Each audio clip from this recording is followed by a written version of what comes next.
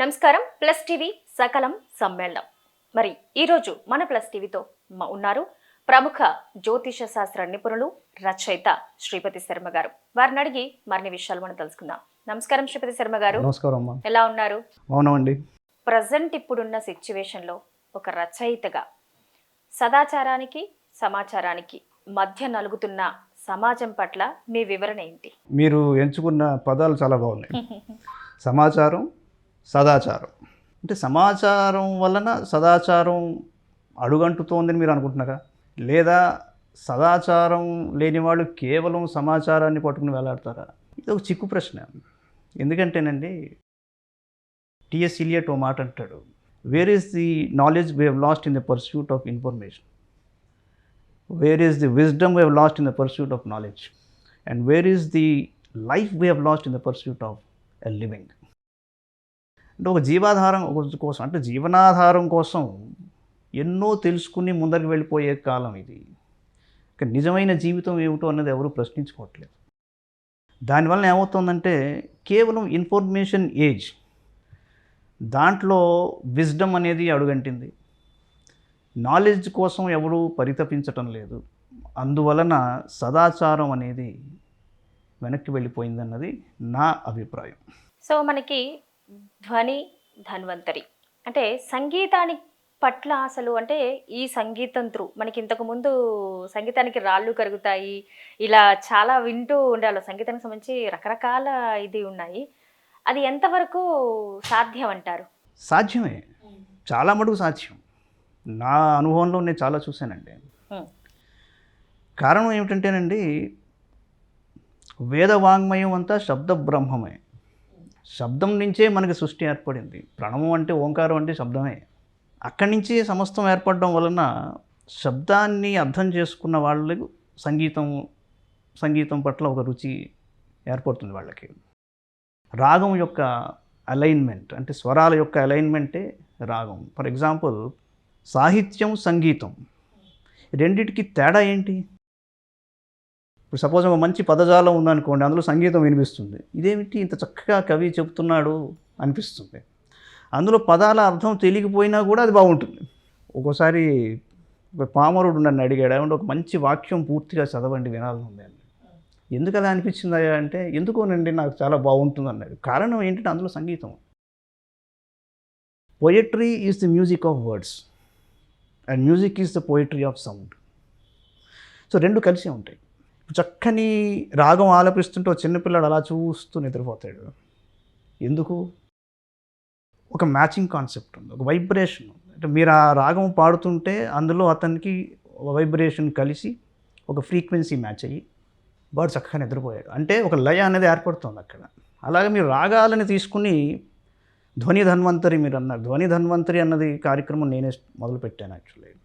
ఒక రాగాన్ని ఎంచుకుని astrology combine చేసి, ఎందుకంటే నేను ఆరోగ్య భాగ్యచక్రం ఉన్న పుస్తకం రచించాను. ఎటువంటి జాతకం ఎటువంటి అనారోగ్యాన్ని సూచిస్తుంది. ఫర్ ఎగ్జాంపుల్, మహర్దశలో కానీ, భుక్తిలో కానీ, అంతర్దశలో కానీ, గోచారంలో కానీ, శని రాహులు కానీ, శని రవి కానీ, ఇలాంటి కొన్ని ఉన్నాయి కాంబినేషన్. వీటిల్లో ఒక స్ట్రోక్ ఏర్పడవచ్చు అని నేను ఆంధ్రప్రభలో సీరియల్గా రాసిన పుస్తకం అది.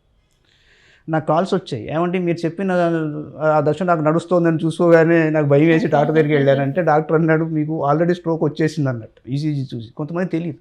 అలాగా మీరు అబ్జర్వ్ చేయొచ్చు. సరే, ఒక జాతకం ఉందండి, ఎస్ట్రాలజీను మ్యూజిక్ కంబైన్ అయినంతగా ఏమీ కంబైన్ కావు. ఎస్, అందుకని ఏంటంటే ఒక్కొక్క గ్రహానికి ఒక్కొక్క మంత్రం ఉంటుంది. మీరు జపం చేయమన్నారు అనుకోండి, వాడు జపం చేస్తాడు. ఆ మంత్రంలో ఒక రాగం ఉంది. ఓకే, మీరు ఆ పర్టికులర్ ఆస్పెక్ట్ 6, 8, 12 జెనెటిక్ కోడ్, జాతకంలో ఒక వ్యక్తి జెనెటిక్ కోడ్, అది ఎంచుకుని ఇతనికి ఒక పర్టికులర్ రాగాన్ని వెనక ఆ డిజీజ్కి మీరు వినిపిస్తే కొన్ని నోటేషన్స్తో, మళ్ళీ మ్యూజిక్ దాంట్లో తాళం ఇంపార్టెంట్, ఆ రైమింగ్ కనుక కలిగితే ఈ చక్రాల మీద యాక్ట్ అవుతుంది. అది డిజీజ్ అన్నది ధ్వని ధన్వంతరిలో ప్రధానమైన కాన్సెప్ట్ ఏంటంటేనండి, ఒక ఇంబ్యాలెన్స్ ఇన్ ఎ పర్టికులర్ చక్ర ఇన్సైడ్. షట్చక్రాలు ఉన్నాయి, తెలుసు కదా. దాని నుంచి ఒక డిసీజ్ ఏర్పడుతుంది. ఆ చక్రం మీద యాక్ట్ అయ్యేది శబ్దం ఒక్కటే, ఇంకేమందు యాక్ట్ కాదు. ఇది ఆంకాలజీలో వాడారు, హార్ట్కి సంబంధించి వాడారు, లంగ్స్కి సంబంధించి వాడారు, గైనకాలజీలో వాడారు, ఎస్పెషల్లీ హార్మోనల్ ఇంబ్యాలెన్స్కి చాలా ఉపయోగపడ్డ ధ్వని ధన్వంతరి కార్యక్రమం అండి. సో ఇది కొద్దిగా డీప్గా వెళితే చాలా హాస్పిటల్స్లో ఇవాళ మ్యూజిక్ అన్నది థెరపీగా వాడుతున్నారు and it is scientifically done. Okay. Doctor Noori Dattatreyudu గారు కూడా నా మ్యూజిక్ తీసుకుని ఆయన ఎక్స్పెరిమెంటేషన్ న్యూయార్క్లో చేస్తున్నారు కూడా. ఆయన ఏమంటారు అంటే దీంట్లో ఒక సిస్టమ్ ఉందండి, డెఫినెట్గా ఈ tax on a person, especially rehabilitation అవుతున్నారు అనుకోండి, ఏదో మీరు ఒక రేడియో థెరపీ ఏదో ఇచ్చారు, ఒక వార్డులో పడుకోబెట్టారు, సెల్ రిప్రొడక్షన్ చేయాలి, పాపం పెయిన్ తగ్గాలి అంటే మ్యూజిక్ని మించింది లేదు. ఇంకా చాలా ఉంది దాంట్లో. బేసిక్గానే మ్యూజిక్ అంటే అందరికీ చాలా ఇంట్రెస్ట్ కలుగుతుంది. మీరు అన్నట్టుగా ఒక వ్యక్తి జాతకం ప్రకారం మూలమంత్రం కానీ ఇంకేదైనా ఏవేవి ఉపయోగపడతాయి అనేది ఉంటుంది కదా. మీరు అన్నట్టుగా ఒకవేళ గుండె జబ్బు అనేది అందరికీ ఒకే రకమైన వ్యాధి, సో దానికి చెప్పే మంత్రము నక్షత్ర రాసుల్ని బట్టి విడివిడిగా ఉంటుందా, ఒకే రకమైన మంత్రం ఉంటుంది? బాగుంది, చాలా బాగా అడిగారు. And of course you are going deeper into it. నేను కొంచెం సింప్లిఫై చేస్తాను. For example, any average astrologer will tell you, లగ్నం నుంచి 4వ స్థానం తల్లికి, ఇంటికి, గుండెకి సంబంధించింది. ఇదేంటి అని మీరు అడగచ్చు. ఎర్లీ ఎడ్యుకేషన్ కూడా 4వ స్థానమే. చంద్రుడు 4వ రాశికి అధిపతి కాబట్టి చంద్రుడి రోలు చాలా ఇంపార్టెంట్ గుండె జబ్బులకి. సమస్య ఎక్కడ వస్తుందంటే కొన్ని ఆపోజిట్ గ్రహాలు ఉన్నాయండి. ఓకే. రవి, శని ప్రత్యేకంగా ఎక్కువ జాతకాలు తీసుకుని మీరు అబ్జర్వ్ చేస్తే, ఇప్పుడు బివి రామన్ గారు ఒక 1000 జాతకాలు తీసుకుని ఒకసారి ఏం చేశారంటే, అసలు వీళ్ళిద్దరికీ పెళ్ళి ఎందుకు అయ్యింది అని ఒక 1000 జంటల్ని తీసుకుని స్టడీ చేసి దానిని ఆయన ఒక థీరీ కింద ప్రపోజ్ చేశాడు. అలాగే 1000 జంటల్ని తీసుకుని విడిపోయిన వాళ్ళని తీసుకున్నాడు, వీళ్ళిద్దరికి డైవోర్స్ ఎందుకు అయిందని మళ్ళీ అలాగే తీసుకుని చెప్పాడు. ఆ పద్ధతిలో కనుక మీరు వెళితే హార్ట్ అటాక్స్, కార్డియాక్ ప్రాబ్లమ్స్లో రకరకాలు ఉన్నాయి. బట్ బేసిక్గా గుండె జబ్బు అనేది ఏ కన్ఫిగరేషన్స్లో వస్తుంది అని చూస్తే, జాతకంలో రవి శని ఆస్పెక్ట్ కానీ కలిసి ఉన్నా కానీ, చంద్రుడు అంటే 4వ స్థానంలో కనుక శని రవి కలిసిన, ఆ దశ ఏర్పడ్డ శనిలో రాహువు కానీ, రాహువులో శని కానీ, ఇలాంటివి వచ్చిన వాళ్ళకి హార్ట్ ఆస్పెక్ట్లో వీక్ అవ్వడం అన్నది మనం గమనించామన్నమాట. అందుకని ఏం చేస్తాము అంటే గుండెకి సంబంధించిన ఒక వైబ్రేషన్, కార్డియోవాస్కులర్ అన్నా లేకపోతే బ్లాక్స్ వల్ల, ఇప్పుడు ఎక్కువ హార్ట్ అటాక్స్ అన్ని బ్లాక్స్ వల్ల ఎక్కువ వస్తుంది. అంటే మెటబాలిజం చెడిపోయి డయాబెటిక్స్ అయ్యారు. దీనికి సంబంధించి చంద్రుడు, రవి, శని, గురుగ్రహం, వీళ్ళకి సంబంధించిన రాగాలు కొన్ని ఎంచుకొని, అంటే రాగాలు అనగానే ఫలానా గ్రహానికి ఫలానా రాగం అని కాదు. సపోజ్ యమన్ కళ్యాణ్ ఉందనుకోండి, యమన్ కళ్యాణ్లో విచిత్రం ఏమిటంటే, చిన్న డెమాన్స్ట్రేషన్ చెప్తాను నేను. అది సంపూర్ణ రాగం, అది మన దగ్గర కళ్యాణి అంటాం మనం. బట్ యమన్లో ఏంటంటే కొద్దిగా అవరోహణలో పంచమం తీసుకుని వస్తారు వాళ్ళు. ఇదే రాగంలో మీకు భక్తి రసం ఉంది, ప్రేమరసం ఉంది, విషాదం కూడా ఉంది. మీరు చూడండి, ఆసు భరీ హై, ఇది ముఖేష్ పాట, ఇది యమన్ కళ్యాణ్లో ఉంది. చందన్ సబదన్, ఇది కూడా యమన్లోనే ఉంది. కళ్యాణిలోకి వచ్చేసరికి తెలుగులో మ్రోగింది వీణ, ఇది కళ్యాణిలో ఉంది. ఇదే కళ్యాణిలో ఆశ్చర్యపోతారు మీరు, కుడి ఎడమైతే పొరపాటు అంటే ఏంటి? The composer he is experimenting with the notes and giving that result out of that. అలాగా మీరు ఇదే యమన్ కళ్యాణ్ని మంగళప్రదంగా తీసుకుని వెళితే, రామాయణంలోని మొదటి శ్లోకం మీకు మానిషాద పరిష్టాం అనే శ్లోకంలో వాల్మీకి మహర్షి ఇదేమిటి అమంగళకరంగా వచ్చింది అనుకుంటే, బ్రహ్మదేవుడు ప్రత్యక్షమై ఆశ్రమంలో కాదు ఇది మంగళకరం అని చెప్పాడు. శ్లోకం అదే. మా ని వేరేగా చూస్తే వేరే అర్థం వస్తుంది. అలాగే యమన్ కళ్యాణ్లో కూడా విచిత్రం ఏంటంటే, మా నిషాద, నిషాదం అంటే రాగంలో ని స్వరం, మధ్యమం అంటే మా నిషాదతో స్టార్ట్ అయింది. చాలామంది సంగీతజ్ఞులు ఆ శ్లోకాన్ని తీసుకుని సంగీతానికి అన్వయించారు. ఎందుకంటే వాల్మీకి మహర్షి తంత్రీలయ సమన్వితం అన్నాడు, దీన్ని చాలా చక్కగా గానం చేయొచ్చు అన్నాడు, కుశలవులతో చెప్పిన మాట. అంచేత మీరు ఆ స్వరాలని కరెక్ట్గా అన్వయించి అరేంజ్ చేసి ఒక మ్యూజిక్ అందిస్తే ఒక పేషెంట్కి చాలా ఉపయోగకరం. అది హార్ట్ అవ్వచ్చు, లంగ్స్ అవ్వచ్చు, బ్రెయిన్ కూడా అవ్వచ్చు. ఇది వరకు ఇప్పుడు వచ్చిన ఒక లేటెస్ట్ న్యూస్లో హాస్పిటల్లో ఇట్లా హోమాలు జరుగుతున్నాయి అంటే దాన్ని చాలా కాంట్రవర్షియల్ ఇది చేశారు.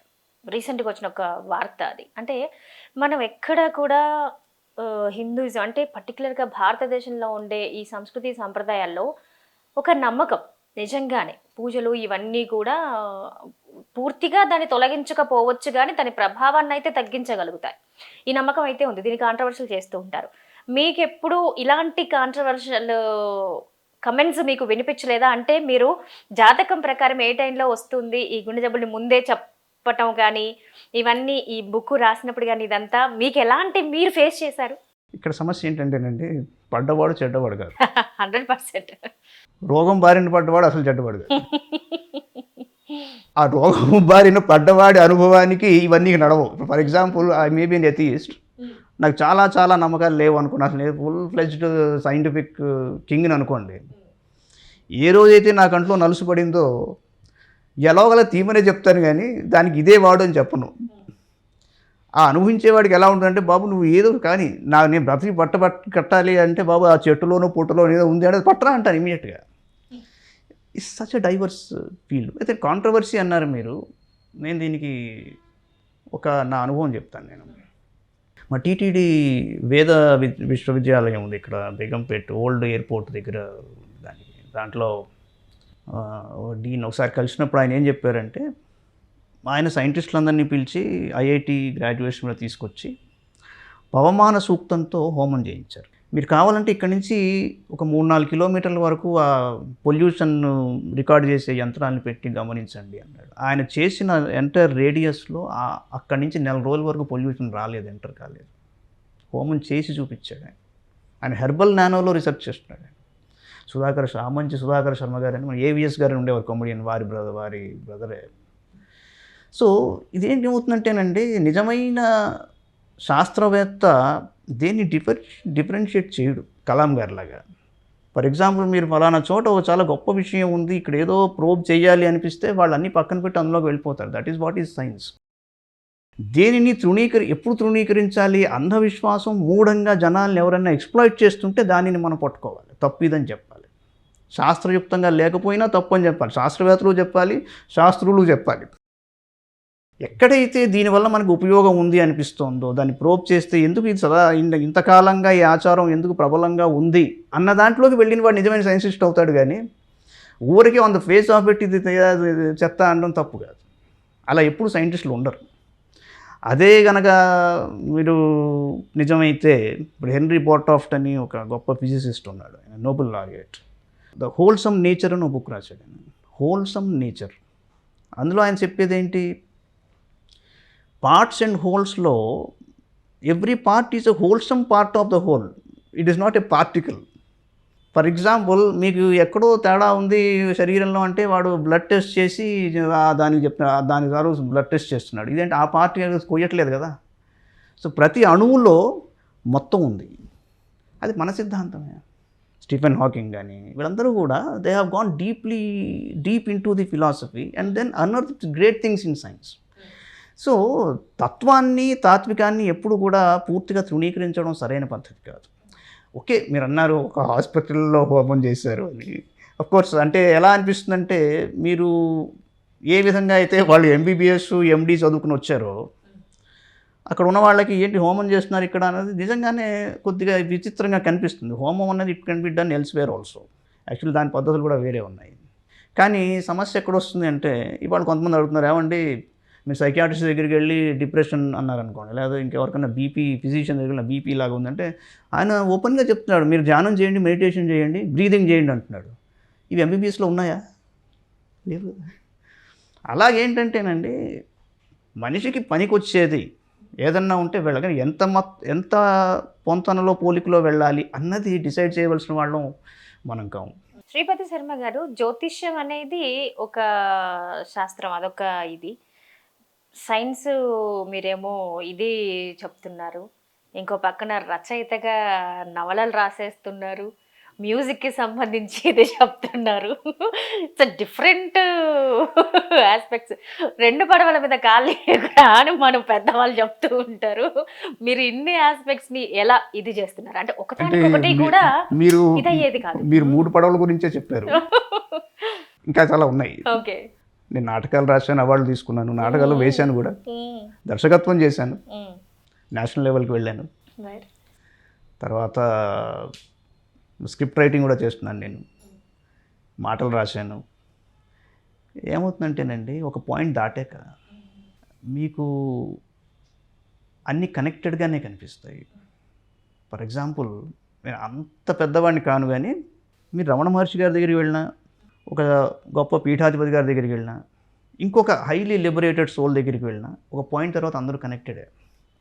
అదెందుకు చెప్తున్నానంటే, మేము అలాంటి వాళ్ళం కాం, కానీ ఒక సబ్జెక్ట్లో బాగా డీప్గా వెళ్ళిపోయిన వాళ్ళకి, అంటే ఒక అమ్మాయిని ఒక వ్యక్తి గాఢంగా ప్రేమించాడు అనుకోండి, ఎంత పిచ్చిగా ప్రేమించాడంటే అన్ని చోట్ల ఆ అమ్మాయి కనబడుతుంది. ఒక సబ్జెక్టులోకి పూర్తిగా వెళ్ళిపోయి దాన్ని అన్ని చోట్ల అన్వయించడం ప్రారంభించి, దీని నుంచి ఏదో మనం లాగచ్చు, ఎక్కడో మేల్ ఖాతాయి అంటాడు చూసారా, then he start seeing that everywhere almost. And suddenly when he finds that they are connected, ఆ స్టేజ్ దాటాక మిగతావన్నీ కూడా ఈజీగానే ఉంటాయి. It's not so difficult.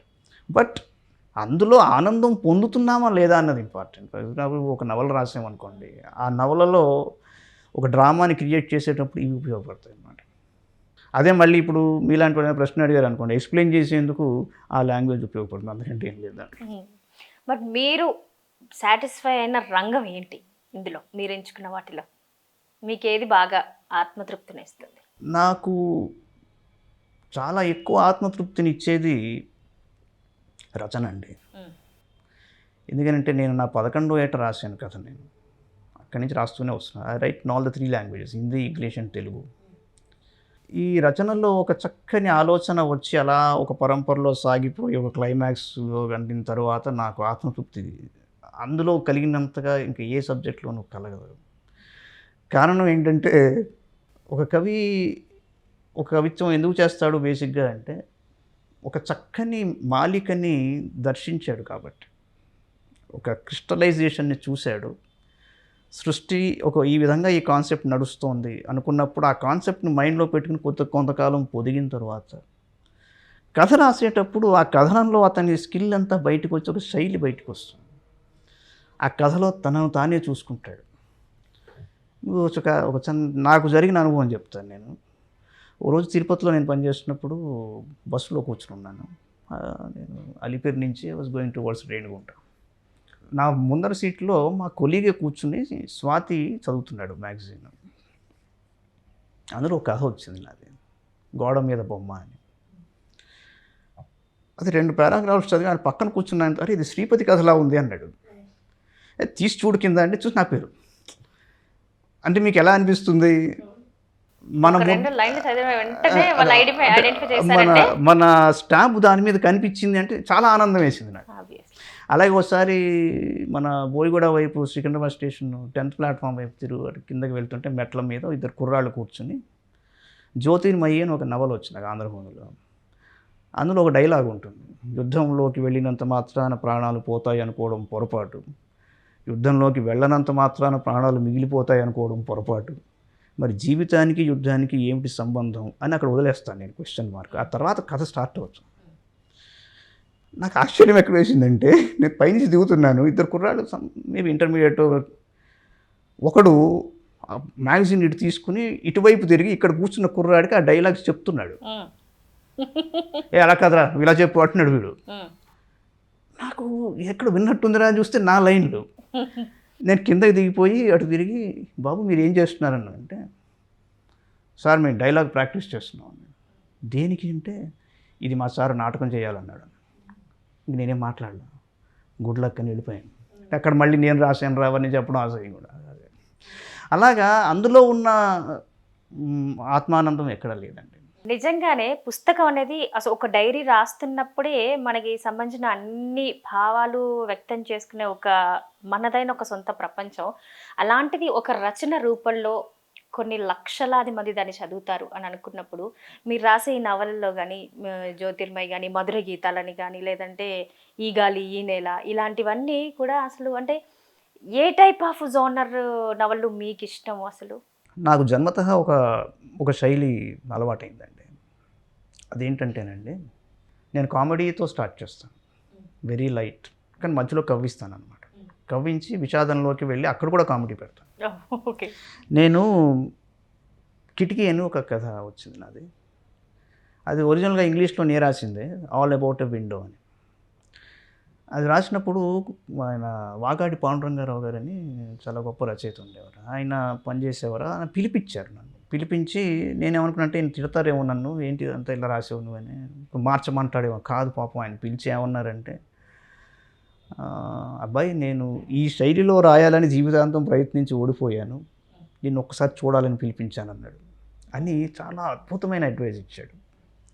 చాలామంది మిమ్మల్ని అలా రాయకూడదయ్యా, ఎవరు చదవరు, ఇట్లా రాయితే అలా కాదు ఇలా కాదని చెప్తారు, వినకండి, మొండిగా అదే స్టైల్ వాడండి అన్నాడు. అదేమిటి అంటే లాస్ట్కి పాపం అంత కామెడీగా నడుస్తుంది కిటికీ అనేది. ఇది జాగృతి వాళ్ళు మళ్ళీ రీప్రింట్ కూడా చేసుకున్నారు ఆ కథని. ఆయన వడ్డీ విజయసారథి గారు ఉండేవారు ఆయన. సో నా స్టైల్ ఏంటంటే ఒరిజినల్గా మీరు అడిగిన దానికి ఏమండి, వాస్తవం ఎప్పుడు వాస్తవం, అది మారదు. దానిని మీరు ప్రజెంట్ చేసే విధానంలో, ట్రీట్మెంట్లో అవతల పక్క వాడికి ఆసక్తికరంగా మొదటి వర్డ్ నుంచి చివరి వర్డ్ వరకు తీసుకెళ్తూ ఇక్కడ ఏదో చెప్పిపోతున్నట్టు మధ్యలో కామెడీ కూడా, మొత్తం మొదటి నుంచి చివరి వరకు ఒక కన్నీటి ధార ఉండడం బాగుండదు. సో మీరు ఆ క్రిస్టలైజ్డ్ వర్షన్లో చూపిస్తాబ్బా ఇది బాగుందిలే అనిపించాలి, అది కవ్వించినట్టు ఉండాలి. And at the same time కథ చదివిన వాడికి ఒక ఆలోచన వచ్చిందనుకోండి, మంచి కథ చదివిన వాడికి ఒక అనుభూతి కలిగిందనుకోండి, ఇంకా మంచి కథ చదివిన వాడికి కలిగిన అనుభూతి మరల కదులుతోంది అనుకోండి, ఇంకా మంచి కథ. ఫోర్త్ డైమెన్షన్ కూడా ఉంది. మీరు దాన్ని చదివిన ప్రతిసారి కొత్త అర్థం వస్తుంది అనుకోండి, వాల్మీకి రామాయణం లాగా, దాన్ని మించింది లేదండి. ఇప్పటికి మీరు ఎవరినైనా అడగండి, any scholar worth his name, ఏమంటే వాల్మీకి రామాయణంలో గొప్పతనం ఏమిటాయి అంటే సూటిగా చెప్తాడు. మీరు ఇవాళ తీసి చదివితే ఒక అర్థం వస్తుంది, రేపు తీసి చదివితే కొత్త అర్థం వస్తుంది. ఆ సృష్టికర్త ఎంత గొప్పవాడండి. అలాగా మీరు కథని కనుక ఎంచుకుని ఈ డైమెన్షన్స్ కోణాలని ఆవిష్కరించి ఒక ఇలా కూడా మీరు చూడొచ్చు ఈ కిటికీలోంచి కూడా అనే ఒక కోణాన్ని ఆవిష్కరించారనుకోండి, నిజంగా చాలా మంచి కథ అవుతుంది. మా అటెంప్ట్ అంటే నాది చెప్పడం, చాలామంది గుడ్ రైటర్స్ ఆ అటెంప్ట్లోనే ఉంటారు. ఇప్పుడు రాసేయాలి అనుకున్నాడు, ఒక పత్రిక వాడు వచ్చి నాకు కథ ఇచ్చేవాయి అర్జెంటుగా, ఇగో 500 రూపాయలు చేతిలో పెట్టాడు, రాసి ఇచ్చేవాళ్ళు ఉన్నారు. అది కాదు, చాలా మంచి మాట అన్నారు. ఆత్మానందం ఎక్కడ కలుగుతుంది? ఆత్మనస్తు కామాయ సర్వం ప్రియం భవతి, ఇది వేదవాక్కు. మీకు ఆత్మకి సంతృప్తి కలిగితేనే ప్రియంగా ఉంటుంది, లేకపోతే మీరు బాధపడతారు, అందరినీ బాధపడతారు. యాజ్ ఎ రైటర్గా మీకు అంటే సాహిత్యం పరంగా 19వ ఏట నుంచి రాయడం మొదలు పెట్టానని అన్న మీరు, మనం అందులో నిష్ణాతులం అవ్వాలి అని అనుకున్నప్పుడు ఎవరో ఒకరిని ఫాలో అవ్వడమో, ఒక రచన మనకి నచ్చటమో, ఇంప్రెస్ అవ్వడమో ఉంటుంది. అలా ఈ రైటింగ్ వెనక మీకున్న రోల్ మోడల్ ఎవరు? ఒక రైటర్గా మీరు మొదటి దశలో ఉన్నప్పుడు ఎవరి రచనలు ఎక్కువగా చదివేవారు? చిన్నప్పుడు నేను 11వ ఏట ఎందుకు రాశానంటే, ఒక ఇంట్లో పనమ్మాయి పనిచేస్తుంది అనుకోండి, ఆ అమ్మాయి పిల్లవాడు నా ఏజు ఒకటే, వాడి ఏజు నా ఏజు. వాడు ఎందుకు వచ్చి అక్కడ కూర్చుని ఆ పని చేయాలి, నేను స్కూల్కి ఎందుకు వెళ్ళాలి అన్న ఒక భయంకరమైన ఆలోచన కలిగి నేను నిద్రపోవడం మానేశాను. నన్ను స్కూల్లో ఏదో ఎస్సే రాయమంటే నేను కథ రాశాను. మేడం అంటే ఆ ఏజ్లో ఆ సంఘటన పట్ల అంత అవేర్నెస్ రావడం అనేది గొప్ప విషయమే. మరి మొదటి నుంచి నేను భావుకునేనండి. ఏదో నాటికలో లైన్ కూడా రాశాను, భావుకుడు తొందరగా భావుకుడు అని.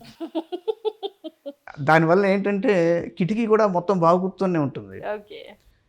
అయితే స్కూల్లో నాకు ఒక మేడం గారు ఉండేవారండి, ఆవిడ పేరు జూలియట్ మేడం గారని, ఒక ఆవిడ ఆంగ్లో ఇండియన్, బెంగళూరులో. ఆవిడకంటే ముందర ఇంకో టీచర్ ఉండేవాడు, ఆయన పేరు చెప్పకూడదు నేను. ఆయన నేను ఏం రాసినా నాకు ఎప్పుడు జస్ట్ పాస్ మార్క్స్ వేసి పంపించేవాడు. అయితే నేను ఇబ్బంది పడేవాడిని, నేను ఇంత బాగా రాస్తాను కదా, ఎందుకు ఇలా ఇంగ్లీష్లో ఇలా. ఈ జూలియట్ అనే ఆవిడ వచ్చింది. ఇప్పుడు కాపీ బుక్లు అందరికీ ఇచ్చేస్తారు కదా, హోంవర్క్ చేసి వచ్చిన తర్వాత, అలా అందరికీ ఇచ్చి నా ఒక్కటి పక్కన పెట్టింది. చచ్చాను బాబు, ఈవిడ కూడా నన్ను ఏదో గోడ కుర్చీ వేస్తుంది అనుకున్నా. కాదు, హూ ఇస్ దిస్ బాయ్ అంది. శ్రీపతి రామ అంది. ఆవిడ శర్మ అని పలకలేదు ఆవిడ. టక్కని లేచాను, కమ్ హియర్ అంది అని అప్పుడు చెప్పింది. This boy rights only the answer and nothing else. 4 లైన్లో మొత్తం చెప్తాడు, అలాగే ఉండాలి లాంగ్వేజ్ అని నన్ను పొగడ్డం మొదలుపెట్టింది. అప్పుడు బచ్చగాళ్ళకి తెలియదు కానీ నాకు అప్పుడు I had this bitter experience and it was a revealing experience యార్ ఇంత డిఫరెన్స్ ఉంటుంది ఆ ట్రీట్మెంట్లో అని. అప్పుడు నాకు కాన్ఫిడెన్స్ వచ్చింది. ఇంతకు మీరు అడిగారు ఎక్కడి నుంచి మీకు ఇన్స్పిరేషన్ టర్నింగ్ పాయింట్ వచ్చిందంటే ప్రేమ్చంద్ కథ ఒకటి ఉంటుంది, బడే ఘర్కి బేటీ అని. తర్వాత కఫన్ నన్ను ఒక అద్భుతమైన నవల ఉంది ఆయన. బడే ఘర్కి బేటీలో చిన్న కథ ఏం లేదు, అది ఒక పెద్దింటి అమ్మాయిని ఒక ఇంట్లో చివరి అబ్బాయికి చేస్తారు. వీళ్ళది పేదరికంలో బట్ రైతులు వీళ్ళు, బట్ వీడు కొద్దిగా చదువుకున్నాడు కదా అని పెద్దింటి అమ్మాయిని చేసుకున్నారు. ఆ అమ్మాయి ఇక్కడికి వచ్చిన జాయింట్ ఫ్యామిలీలో రోజు గొడవలే మామూలే. ఒకరోజు ఈ అమ్మాయి వల్ల గొడవ అవుతుంది, ఆ అమ్మాయి మళ్ళీ దాన్ని సొల్యూషన్ తీసుకొచ్చి ఏ లేదు పని మర్చిపోండి అంతా అని చెప్పేసి చేస్తుంది. ఇది ఎండ్ చేసేస్తాడు కదా. అక్కడ లాస్ట్లో ఒక లైన్ రాస్తాడు. ఆ ఊళ్ళో ఉన్న వాళ్ళంతా ఏమనుకున్నారు అంటే బడే ఘర్కి బేటియా ఐసీ అవుతాయి అంటారు. పెద్దింటి పిల్లలు ఇలాగే ఉంటారు. ఎలా ఉంటారని నేను చెప్పలా రచయిత, గొప్ప రైటర్ ప్రేమ్చంద్. అప్పుడు మేడం నన్ను అడిగారు, హిందీ మేడం అక్కడ క్లాస్లో, ఇది సుఖాంతమా దుఃఖాంతమా? ఏం చెప్తాం, అందరూ సుఖాంతం కాదు, సుఖాంతమే, దుఃఖాంతం అండి అన్నాను నేను. నువ్వు ఒక్కడికి ఉల్టా చెప్తావు ఎందుకు, ఏంటి నీతో ప్రాబ్లం అని చెప్పి నన్ను చెప్పు, ఎందుకు దుఃఖాంతం ఎక్స్ప్లెయిన్ చేయండి. నేను స్టేజ్ మీదకి వచ్చి చెప్తానండి అని. చాలా పొట్టిగా ఉండేవాడిని. అంటే సరే ఇక్కడ రా వెళ్ళాను. ఈ దుఃఖాంతం అండి, ప్రేమ్చంద్ ఏం చెప్పదలుచుకున్నాడంటే పోట్లాట్లన్నీ పావర్టీలో ఎక్కువ ఉంటాయి. It's an irony. పెద్దింటి అమ్మాయి వచ్చినా కూడా ఆ అమ్మాయి పోట్లాట చాలా ఈజీగా సృష్టించింది, ఈజీగానే క్లోజ్ చేసేసింది. తప్పెవరిది అంటే పావర్టీలో ఉన్న వాళ్ళకి అది చేత కాదనా, వాళ్ళు కొట్లాటల్లోనే ఉంటారనా? ఆ ప్రశ్న సమాజానికి వదిలేశాడు ప్రేమ్చంద్ అన్న. ఆవిడేమందంటే నువ్వు ఈ చెప్పింది రాసుకురాగలవా రేపు అంది. మీరు ఆవిడకి క్వశ్చన్ మార్క్ వదిలేశారు. అలాగే నాకు తర్వాత ఇంకొకటి అండి, నాకేమనిపిస్తుంది అంటేనండి, ఆ కాలంలో పెద్దవాళ్ళు కూడా బాగా ఎంకరేజ్ చేశారండి. They never objected. మనం మీ చిన్నప్పుడు కూడా చూసుంటారు, స్కూల్లో నాన్ డీటెయిల్ అని ఒకటి ఉండేది. ఇప్పుడు ఎవరు చదువుతున్నారండి, అసలు నెక్స్ట్ క్లాస్లోకి వెళ్ళేటప్పుడు నాన్ డీటెయిల్స్ అన్ని కొనుక్కొచ్చాక ముందర అవన్నీ చదివేసేవాళ్ళము ఆ సెలవుల్లో. భలే ఉండేది. అండ్ అలా లైబ్రరీకి వెళితే ఏం చదవాలనిపిస్తే ఏది చూస్తే అది తీసుకుని చదివాం, కానీ నువ్వు ఇది చదువుకుని ఎవరు చెప్పలా. ఇవాళ అది కాదు. రెండు ప్రాబ్లమ్స్ ఉన్నాయి. సహజంగా స్వాతంత్ర్యంతో రాసే రచయితలు ఎంత తక్కువ మంది అయిపోయారు, స్వతంత్రంగా చదివేవాళ్ళు అంత తక్కువ మంది అయిపోయారు. ఆల్మోస్ట్ నిల్. ఇది నాకు పనికి వస్తుంది అంటే అది తీసి రీసెర్చ్ కోసం చదువుతానేమో, కానీ అరే ఇది చాలా మంచి బుక్, ఏదో చదివితే నాకేమైనా ఉపయోగం అన్నా, లేదంటే అందులో ఒక ఎంటర్టైన్మెంట్ అని ఎక్కడ చదివామండి, ఎవ్వరు చదవట్లా. మనకు అలా లేదు. ఆ క్రెడిట్ పెద్దవాళ్ళకి చెందుతుంది. అరే నోరు మీరు ఇది పక్కన పెట్టు, ముందర చూసుకొని చదువు అని ఎప్పుడు అన్నారు. ఇవాళ పేరెంట్స్ అది కాదు కదా. So I pity the generation. కానీ ఇప్పుడు అంత టైం ఎక్కడుందండి, మీరు భలే చెప్తున్నారు. అంటే రాగానే పుస్తకాలు కుస్తీ పట్టాలి, మధ్యలో ఫోన్లో మనకి స్మార్ట్ ఫోన్లో ఉపయోగపడే గేమ్స్ ఆడుకోవాలి. ఈలోపు పేరెంట్స్ కూడా అందులో కావాల్సిన తెలిసిన వంటలైనా కూడా ఆవిడ యూట్యూబ్లో చూసి మళ్ళీ దాన్నే వెరైటీగా చేసి ఇంట్లో ఇంప్రెస్ చేయడం, చెడగొట్టి ఇంప్రెస్ చేయడం. ఇంత గలాటాలో ఒక బుక్ చదివితే మన ఆల్మోస్ట్ అంటే మనకున్న చాలా ప్రాబ్లమ్స్లో సాల్వ్ అవుతాయి, మెంటల్గా ఏమున్నా కూడా అనేవి తెలిసిన టైం లేదు. ఇదే టైం లేదు. మీరు చెప్పండి, సొల్యూషన్ చెప్పండి. చాలా మంచి పాయింట్. మళ్ళీ బ్యాక్ టు ది ఒరిజినల్ ఓపెనింగ్లో మనం షార్ట్ ఏమి ఇచ్చాము, సదాచారం సమాచారం. ఎస్. మీరు సమాచారం కోసం చదువుతున్నారా లేక బుద్ధి వికసించాలి అని చెప్పి చదువుతున్నారా, ఇది ఇంపార్టెంట్. కేవలం సమాచారం కోసం చదువుతున్నావు అంటే ఇలాగే ఉంటుంది. ఏమండి ఇప్పుడు మీడియాలో కూడా మీరు ఛానల్స్లో మీరు చూడండి, దేనికి ఎక్కువ రేటింగ్స్ వస్తాయి, ఓన్లీ ఎంటర్టైన్మెంట్కే. అంతే. But entertainment is a part of life, కానీ is not the entire life. ఒక మంచి స్ట్రగుల్లోంచి వెళ్ళిన తర్వాత క్లైమాక్స్లో కనుక హీరో గెలిచినప్పుడు మీకు బాగుంటుంది, కానండి స్టార్టింగ్ నుంచి చివరి వాడు కొడుతూనే ఉంటే 100 మందిని, అది ఏం ఎంటర్టైన్మెంట్ అవుతుంది? కాదు.